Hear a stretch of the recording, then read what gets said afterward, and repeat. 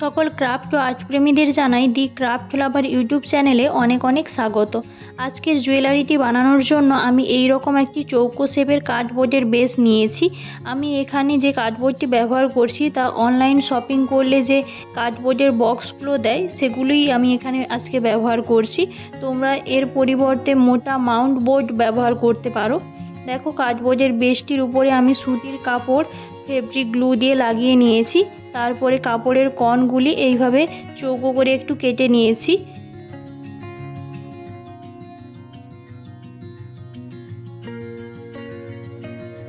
এবারে কার্ডবোর্ডের পেছন দিকে গ্লু লাগিয়ে এক্সট্রা কাপড়গুলো আটকে দিচ্ছি।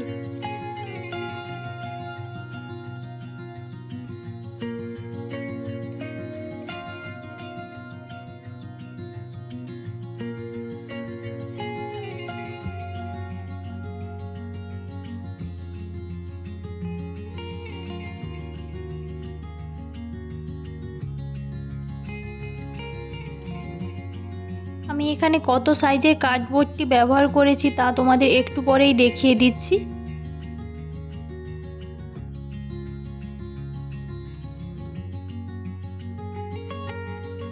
এখানে আমি তোমাদের লকেটটি এবং ইয়াররিংগুলি কত সেমি করে নিয়েছি তা দেখিয়ে দিলাম, তোমরা ভালোভাবে দেখে নাও।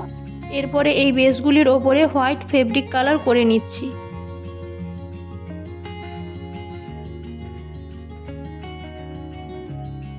ইয়াররিংয়ের বেসের ওপরেও হোয়াইট ফেব্রিক কালার করে নিয়েছি। এবারে এগুলিকে সম্পূর্ণ শুকনো হতে ছেড়ে দেব। সম্পূর্ণ শুকনো হয়ে যাওয়ার পর এগুলির ওপরে দেখো এই রকম পেন্সিল দিয়ে ড্রয়িং করে নিয়েছি। এবারে আমি এখানে হোয়াইট এবং অরেঞ্জ কালার এই রকম অনুপাতে নিয়েছি। অরেঞ্জ কালারটা খুবই সামান্য পরিমাণে নেবে, তারপরে এটাকে ভালোভাবে মিশিয়ে নেবে। আলোর কারণে কালারটা বুঝতে অসুবিধা হচ্ছিল বলে আমি এ সাইডে রাখলাম, তোমরা একটু অনুমান করে নাও কেমন কালারটা হবে। এই কালারটা সম্পূর্ণ স্কিনে লাগিয়ে নিচ্ছি।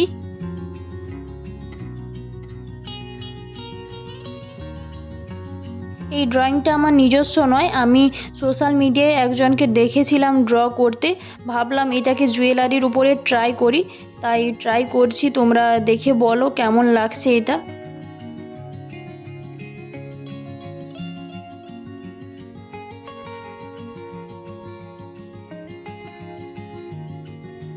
এবারে ছবিটার ব্যাকগ্রাউন্ডে আমি লেমন ইয়েলো ফেব্রিক কালারটা করে নিয়েছি। আমি এখানে ফেভিক্রিলের ফেব্রিক কালারটা ইউজ করছি, তারই শেডটা আমি তোমাদের দেখালাম কত নম্বর শেডটা ব্যবহার করছি।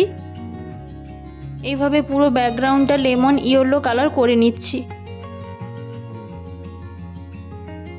এবারে এটাকে শুকনো হতে ছেড়ে দেব। শুকনো হয়ে যাওয়ার পর চুলের অংশটাতে কালো রং করে নিচ্ছি।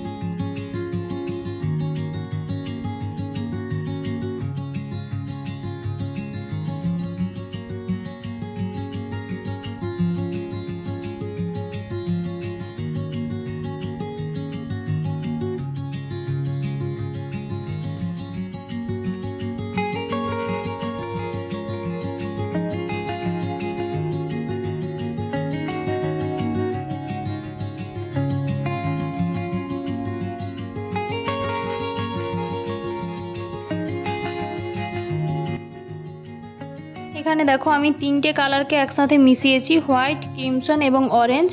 আমি অনুপাতটা এখানে দিয়ে দিয়েছি কোনটা কত পরিমাণে নিয়েছি।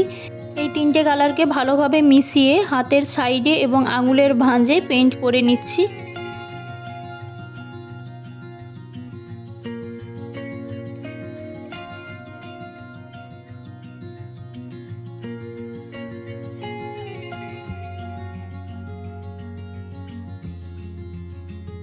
মুখের এই পোর্শনটায় এই কালারটা তোমরা দেবে না, আমি প্রথমে দিয়ে দিয়েছিলাম, তারপরে দেখলাম মুখের কাজটা হাইলাইট হচ্ছে না, তার জন্য পরে আমি ব্রাউন কালার করে নিয়েছি। তাই তোমরা প্রথমেই মুখের সাইডটা ব্রাউন কালার করে নেবে। এরপরে দেখো ফুলের ওপরে সাদা রং করে নিচ্ছি, আর অন্যদিকে ইয়াররিংগুলির বেসের ওপরে আমি লাল রং করে নিয়েছি প্রথমে।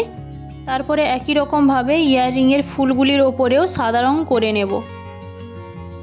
এবারে সাদা রংটা ভালোভাবে শুকনো হয়ে যাওয়ার পর এইভাবে ফুলের পাপড়িগুলির সাইডে দেখো লেমন ইয়েলো কালার করে নিচ্ছি, এবং মাঝখানটিতে একটুখানি কালার করে নিচ্ছি।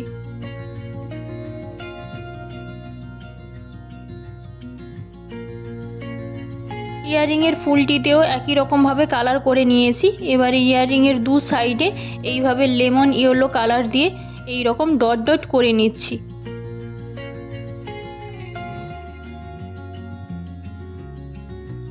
দেখো আমি এখানে বলেছিলাম ব্রাউন কালার করতে প্রথমে, আমি পরে দেখো চেঞ্জ করে নিয়েছি। তারপরে এখানে আমি একটা গানের লাইন লিখে দিয়েছি, তোমরা চাইলে এটা স্কিপ করতে পারো বা অন্য কিছু লিখতে পারো। এখানে দেখো আমি 14 সেমি মতো লম্বা একটি সুতো নিয়েছি। এরপরে সুতোটার সামনের দিকের অংশে একটু গ্লু লাগিয়ে মসৃণ করে নিলাম। তারপরে 2 পিস কড়ি গেঁথে নিচ্ছি। কড়ির মুখগুলি যেন একে অপরের দিকে থাকে। তারপরে সুতোটাতে 2 বার গাঁট দিয়ে দেব।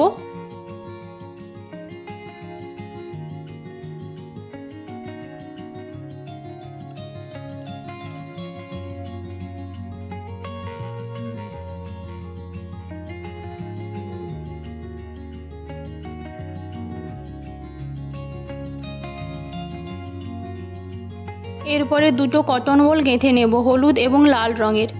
এই রকম টোটাল 4 পিস লাগবে, তার জন্য আমি প্রথমেই তোমাদের দেখিয়েছিলাম 4 পিস সুতো প্রয়োজন।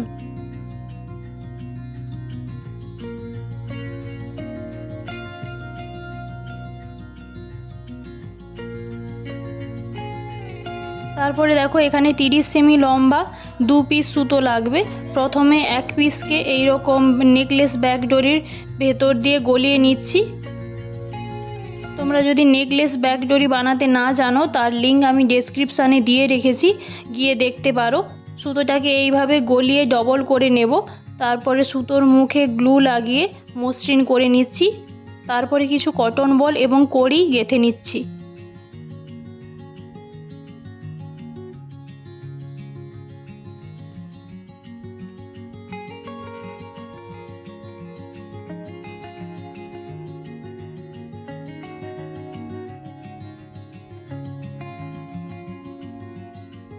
একই রকমভাবে অন্য সাইডটিও করে নিয়েছি। এখানে দেখো লকেটের বেসের পেছন দিকে গ্লু লাগিয়ে এইভাবে কড়ির যে লাটকানগুলি বানিয়েছিলাম সেগুলি আটকে দিচ্ছি। এগুলি একটু টান টান রেখেই আটকাবে। একই রকমভাবে ইয়াররিংয়ের পেছনেও আটকে দিয়েছি। তারপরে ইয়াররিংয়ের পেছনের দিকে পুরোটাতে ফেব্রিক গ্লু লাগিয়ে কাপড় লাগিয়ে নিচ্ছি।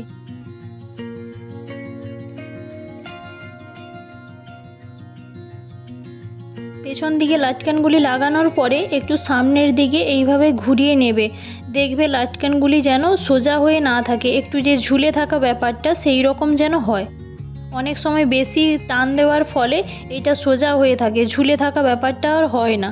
তার জন্য পেছন দিকে লাটকান লাগানোর পরে সামনের দিকে ঘুরিয়ে একটু দেখে নেবে। এবারে দেখো লকেটের বেসের পেছনে একই রকমভাবে ব্যাক ডরিটিও আটকে নিচ্ছি।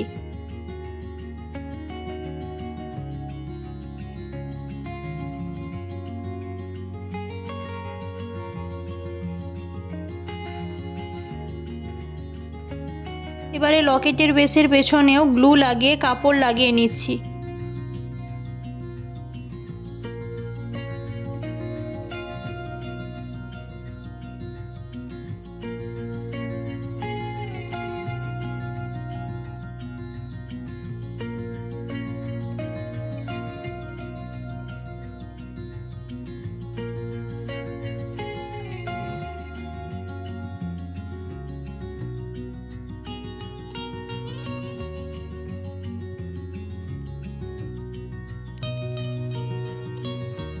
এখানে দেখো ইয়াররিংটা সম্পূর্ণ শুকনো হয়ে যাওয়ার পর ইয়াররিংয়ের ওপরের দিকে প্রথমে সূচ দিয়ে একটু ফুটো করে নিচ্ছি।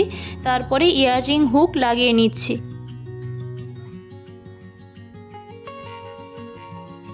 একই রকমভাবে অন্যটিও করে নিয়েছি। যদি তোমাদের এই ভিডিওটি ভালো লেগে থাকে তাহলে প্লিজ লাইক করো এবং তোমাদের মতো গয়না প্রেমীদের সাথে শেয়ার করো। ধন্যবাদ ভিডিওটি দেখার জন্য।